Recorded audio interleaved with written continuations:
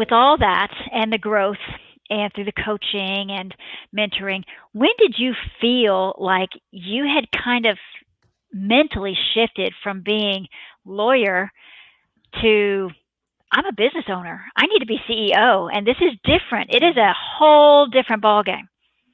It really is. I would say 2017 when I hired my first attorney and when I started working with business coaches to help me understand and see all these things that I didn't understand and see.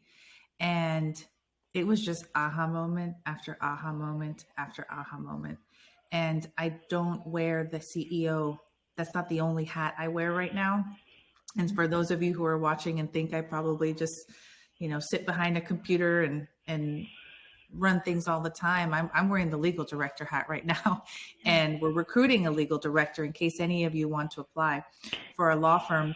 And it's just something that I'm always striving for, Victoria. How can I wear the CEO hat almost all or the majority of the time? Because that's where I can best serve the law firm. That's where I have the space to think of the 1,000,001 ideas that I have, to participate and search for the opportunities that are going to help us get to the next level. It's really, really different when you're not in the day-to-day weeds of the cases and the management and the operations, that you just have the freedom to think of how you can make this a better place for your clients, for your staff, and for your family.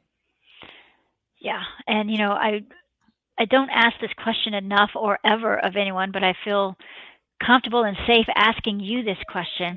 And that is, you make it seem so easy, but I know you have to have had challenges in the past. What were your biggest challenges that you're willing to share that you had to overcome, and how did you do that? And I'm talking about in the